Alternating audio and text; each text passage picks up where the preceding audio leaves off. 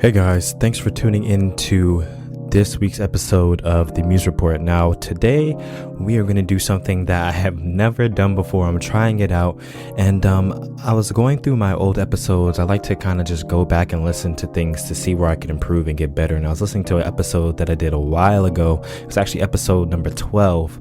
And I was listening to it and I was like, man, there were so many things that I would have done in that episode now if I had the knowledge I knew now back then.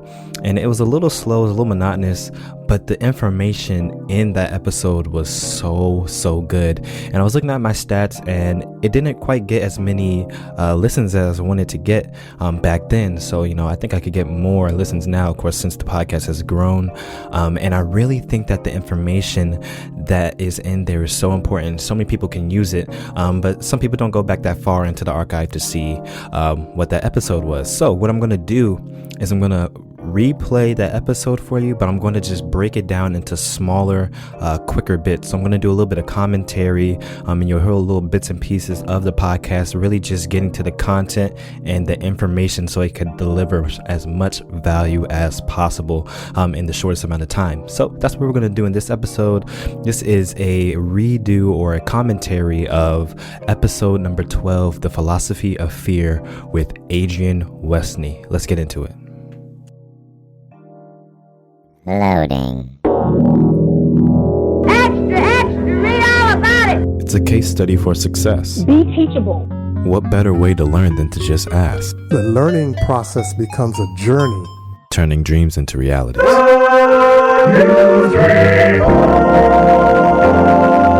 of execution is totally believing whatever you're doing is going to work. What are your passions and what are your gifts? And that's where it really starts. Chances are for taking. Take a chance on yourself.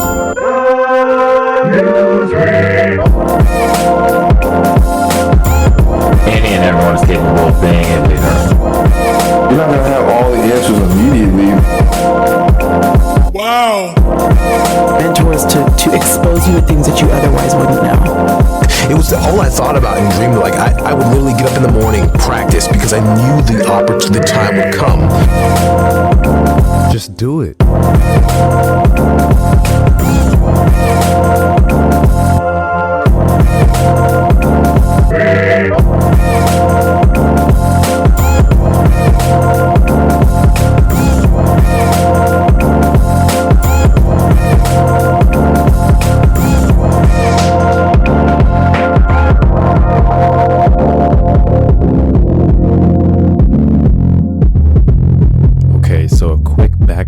Who the guest in this episode is. Adrian Westney is a producer, a pianist, musician, composer, arranger. So he's a musician in its entirety, and often he'll use the word music while he's talking because that's what he knows, that's what he does.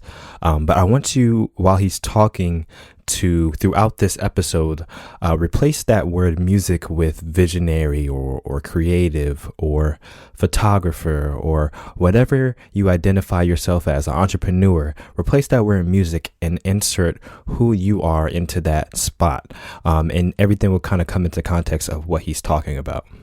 So as ideators, visionaries, creatives, we often see ourselves somewhere in the future, somewhere big, somewhere awesome.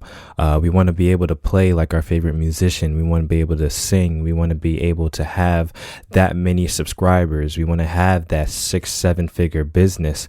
But often we don't know where to start. We don't know how to start from ground zero to get to where that point is. Often we just want to jump there and have what we envision for ourselves. But he talks a little bit about starting with the basics and being taught basics. And it's something that we often don't want to hear, but his take on it really reminds us the importance of starting at ground zero. Let's hear what he has to say. Basics and being taught basics, I know in my case, was a good thing because sometimes musically I was just so bent on just breaking all the rules. I don't know. I didn't know what rules, I'm playing this hymn, every day at worship, Mom. And why do we have to play a fifth chord to the one chord? Can't we go to the 2 to the 5 to the 1? It's just like, no, Junior, play it right, And playing it right is what I had to learn to do. Probably in my case, if I didn't learn those basics, I would not have played it right. And if you're doing very creative stuff, you still got to play that right. So this might be a problem for some people. Some people really just don't want to start at ground one. They say, I don't want to start from the bottom. The bottom isn't where I'm supposed to be. And if you can do it without learning the basics, by all means, and you're successful, go ahead. You're in a minority, but for most people, they need to learn the basics to learn how to break the rules. So, quick story. I wanted to play the drums when I was younger, and I begged my mom and dad for some drum lessons. And when I went to my drum lessons, I was ready, beat on the drums, ready to just rock and roll.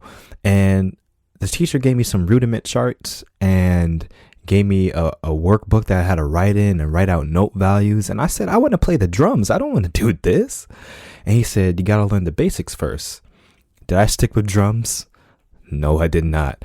And it kind of segues into the next point that our guest is making, where your passion has to connect with your creativity. If you don't have the passion for what you are doing, you're not going to take the time to learn the basics, and therefore you're shortcutting yourself and you will never, ever reach your full potential. So connecting your passion to creativity. Let's get into that. I believe, though, that music has to speak. Music has to touch. In the realm of music I've been working in, commercial music, there has to be a purpose to it, and somehow you have to connect your creativity to a purpose. I believe that those who are very creative have that attachment. It's they're expressing something, and the purpose of their communication through music is to affect that purpose, to affect that communication. And so either way you look at it, there's a purpose behind the music. And I think when musicians grow up or mature and realize that it's not just for their fun, it's beyond them, they rise to another level. Okay, so you learned the basics and you found out that this is truly your passion. It is time to hit the road and get started, right? Well, you always have to think about the haters and the doubters and the people who honestly do care for you the most in your ear, saying, are you sure this is what you really want to do? Are you sure this is feasible? Are you sure this is sustainable? What do you do next? Sometimes it feels unsafe.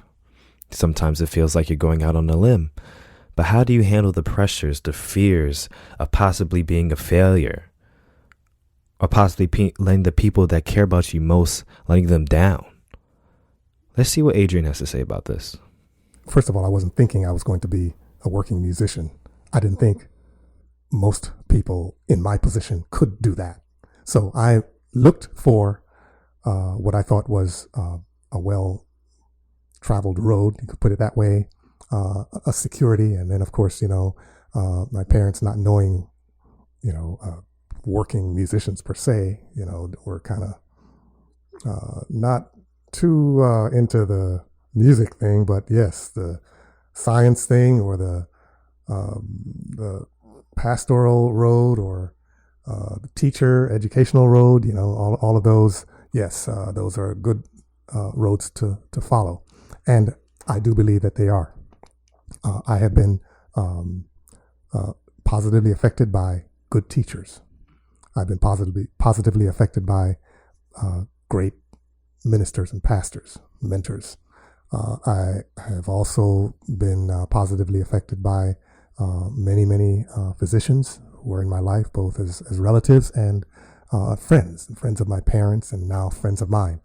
And so there are other professions that I looked at and that are good and upright professions. And for me, as a thought of a religious musician came up, I could not personally connect the dots between that and life and livelihood, even though it was something I really enjoyed. By this time now, coming out of college, I was like, wow, this is, I had done so much music in my college days as extracurricular activity, that it was, well, yeah, this is fun. We had, as a college musician, I was pretty well traveled. Actually, as a Pine Forge musician, I was pretty well traveled. And Cleavon, you would know that because you've done the same thing.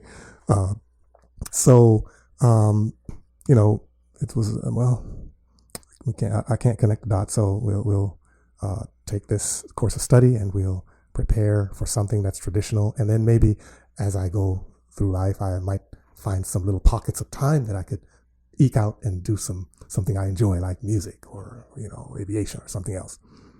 Part of it was fear for me, the fear of not being able to make a living, the fear of not being accepted by the broad scope of people who I considered to be my judges, and you include parents with that, but there are others looking on who are watching your career, and yes, and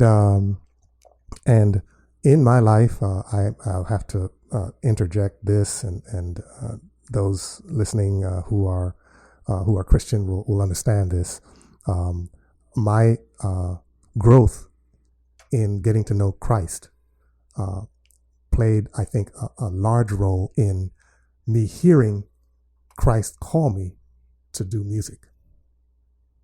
I'm thankful that I was in a position to hear and understand that was what was going on. And that call came. And once I answered that, it has been a nonstop life since then. It's one that I couldn't have written the story about looking forward, but as I now have been blessed to have some time to look back at where I've come from, there's just some fantastic things that God has done for me, through me, and have had the chance now to know that was a calling, and thank God I at least answered it. And even though I may have been fearful in stepping outside of my box, my financial box, my even as a musician, and you would understand this, singing in with one of the top groups in this country, in this world, really, that people can say, "Oh, you're so talented and everything. Oh, that's great. You just do such a great job." That's one thing. It's another thing when it's time to pay that car note or to put gas in the car. Yes. And those lauded comments, as much as they bolster my soul, don't go further than that, And at some point, I had to connect those, and I have to say this carefully because it is the encouragement of many people that really kept me going. And it may sound like I'm saying that encouragement wasn't enough. However, to connect the dot between what people say, what I thought about what they said, and what God actually did. It's a complex thing, but when it's all put together, and thank God He's allowed me the blessing of being able to look back and see that, and actually even hear some of the comments about what the music that I've been involved in has done for people. Yeah, often musicians don't even get that blessing, but that has added encouragement to me greatly, and it's really kind of knocked me in the head about well, you think you're doing nothing here, and this is the effect. That is the effect, and I would say that there are many musicians coming up who may be having trouble connecting, relating their talent to what's actually happening in their lives, where they feel they can go, what people around them are saying. And what I can say is it is difficult to step out of your box, but it is something that more of us should be should be able to do, should be encouraged to do, because wonderful things can happen when you go beyond your finite, mind and thinking and what you think, and stretch out to what God might have you to do. And wonderful things always happen when that's done. Yes, I definitely so. And that's, to me, that's been icing on the cake. I didn't really expect this fulfillment thing, but wow, man. Okay, so you're probably thinking, all right. I need to break out of my box. I'm not going to let society, the status quo, confine me to what it wants to do for me. I am going to make a difference in the world on my own terms. All right. So how do I move forward? What are some practical steps, some tips I could use to muster up the strength and the courage to know that me going into this space is going to be okay? Let's see what Adrian has to say. Well, I think first of all, you've got to learn something about faith, and the best place to learn that is from Christ. And so, making sure you are rooted and grounded in the Word, and that you have this relationship with Christ. That that's a relationship, not just doing the rules stuff. It's got to be a relationship. And in that relationship, I think Christ begins to show us, to tell us, influence us as to, and in the Word, it even addresses being in the box. There are many texts that we can get into about that Christ addresses this, quote, box of fear. In fact, and perfect love casts out fear. So in order to address your question of stepping out of that box, we have to go to Christ first. Second, in my opinion, education is key and is necessary. I think that education is a part of a person. It is not the whole person, but it is a tool, it is a subset of who you are. And that education, we must understand that's not an end in itself, or it's not an end road. Your degree isn't an end road. If you think it is, then you're going to stop learning when you graduate from your degree. But that's the time that you're just beginning to learn. And as soon as many of us get that in our being, in our heads, then the learning process becomes a journey, and your college degree and your master's become sort of waypoints in that journey, but you never stop learning. That's one of the things I've discovered as a musician, that I just don't stop learning. There's certain things, you do all the time, and you've learned to score for strings, and this is how you write the voicing and whatever. But new things come along, new applications come along all the time. And if you are reverting to what you have learned, how you've done things over and over and over, that can be, in my opinion, a recipe for failure, because you're just going to stop. Third thing, just really quick to answer your question, and in conjunction with number 2 that I just mentioned, is that learning to solve problems, learning to make things happen, is another key thing. You make it happen. You, me. Okay. So if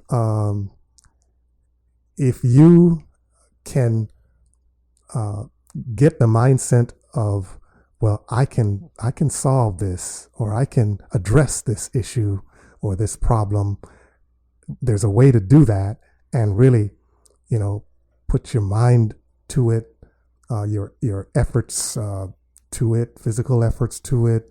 It might be financial resources that might have to be put into something. You can accomplish, you can make something that you never thought was possible. You can be somewhere you never thought was possible. Okay. And any education that doesn't provide you with problem solving skills is not a complete education, in my opinion. I am just so thankful that through the years, and the different places that I picked up my education, bits of knowledge here and there, there's kind of one common thread. I don't know how God in His timing worked this out, but I always had to be in a situation where I had to solve problems.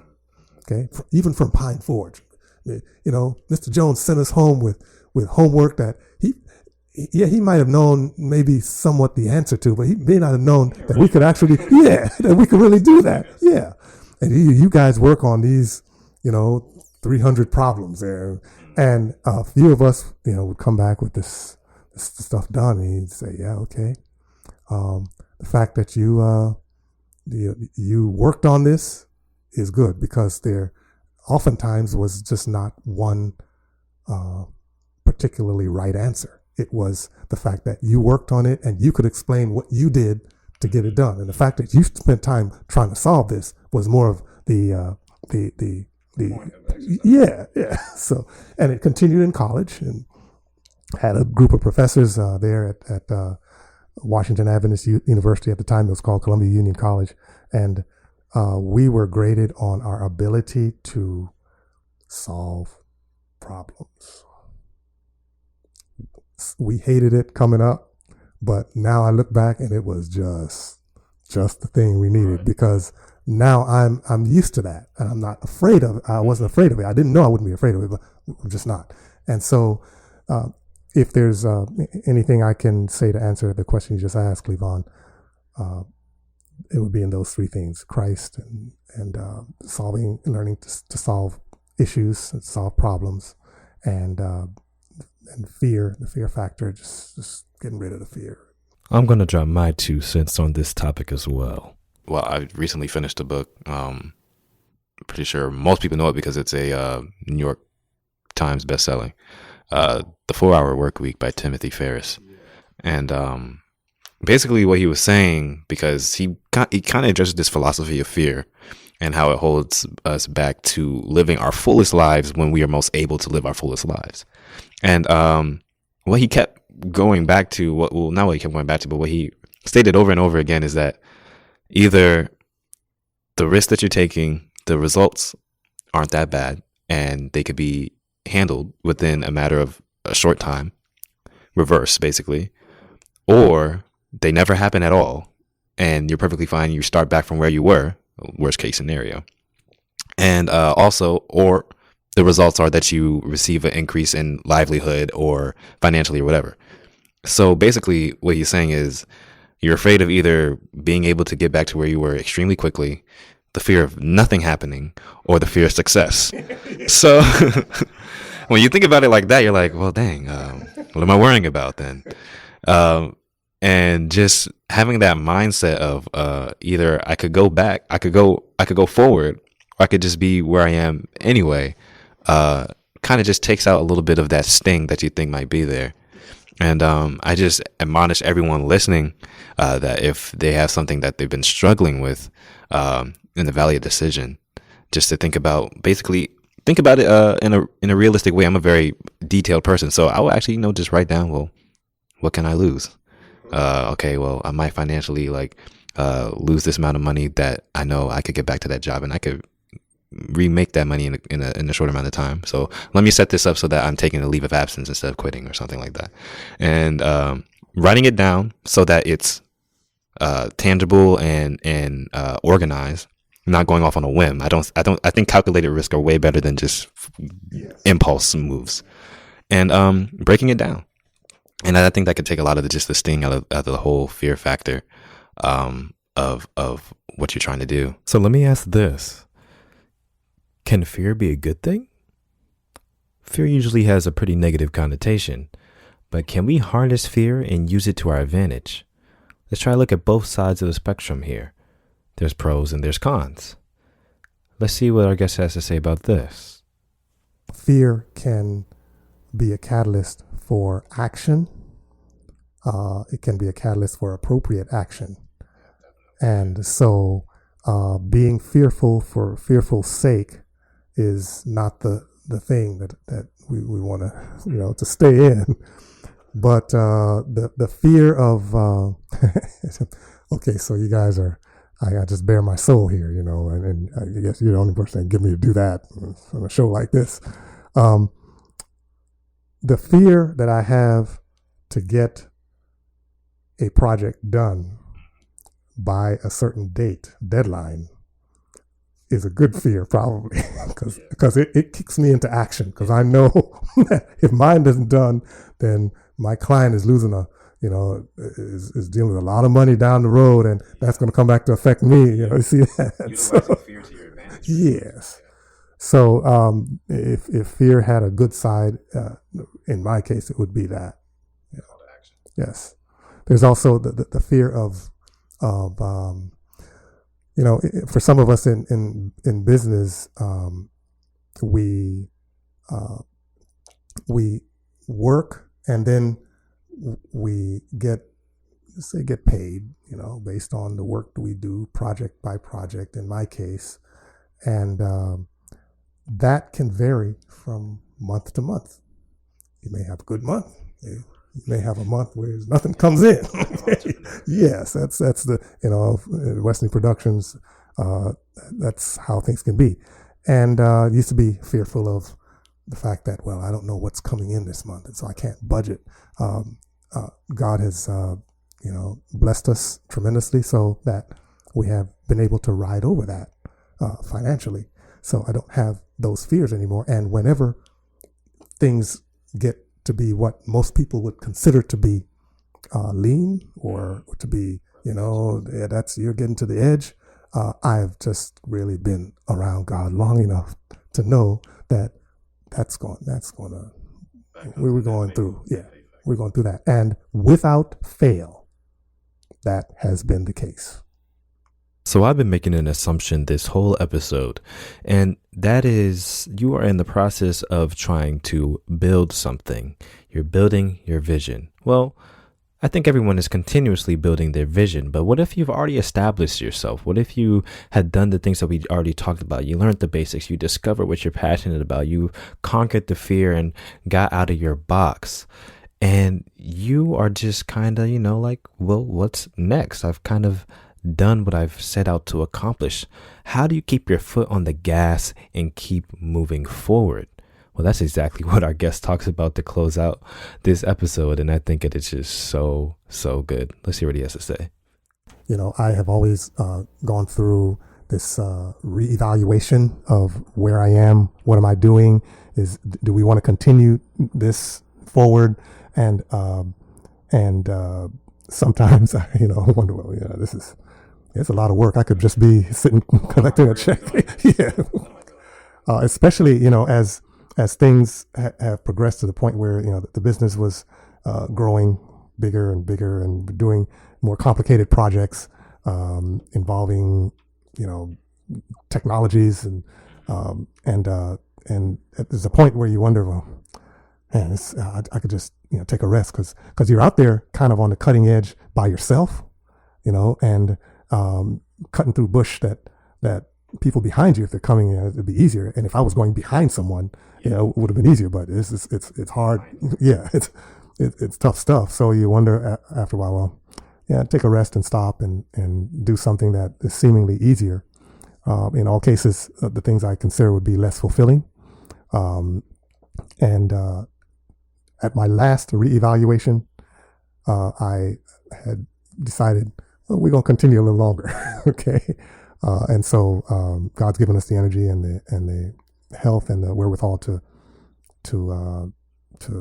keep pioneering. And I used to complain about difficult projects, and I've had lots of them, lots of unusual applications, put in situations with people or specifications that, most people would say, we can't do that, or we're not going to mess with that. And we've taken them on, and I always learn something from them. And coming through them, I'm just blessed. A fulfillment factor that is way beyond description. Yeah. Even if, finances weren't way beyond description, which you would want them to be sometimes. But being able to hear how people are made happy with the projects I've worked on is it just takes me, that's a big reward for me now. Well, there you have it. That is this week's episode, The Philosophy on Fear 2.0, I would say. I hope you enjoyed that format. It was something a little different. If you liked it, let me know. DM me on Instagram. Our information will be in the show notes, so you could just click on the link and go directly to our page. And let me know how you like this format. Maybe I'll do more commentaries on some keynotes or on some other things that you might enjoy. Also, screenshot that phone. Let me know that you're listening, so that I can see who's participating and getting this valuable information. Hope you enjoyed this episode. I hope you learned a lot. I know I learned a lot just by revisiting this episode. If you want to listen to this episode in its entirety, you could just scroll down in the archive. It's episode number 12, The Philosophy of Fear with Adrian Westney, and you can hear the whole episode with my voice as well in the interview. Thanks guys for tuning in this week. Share this with your friends, your colleagues, your coworkers, anyone who you think might need this information, especially for my creatives, visionaries, entrepreneurs, musicians, philosophers, whoever you are that might be in this space who are trying to build something and might have some fears or some things that you are struggling with trying to move forward. Share this with them, and just don't hold this great knowledge to yourself. Thank you guys. I'll talk to you next week. Oh, that's the end of our MRP episode. Thank you for listening, everything, but it's time to go. We'll have a new one for you next week on the flip side. But until then, don't kill the vibe, subscribe. Don't kill the vibe, make sure that you go ahead and subscribe. Don't kill the vibe, make sure you go ahead and subscribe. Don't kill the vibe, make sure you go ahead and subscribe. Don't kill the vibe, make sure you go ahead and subscribe.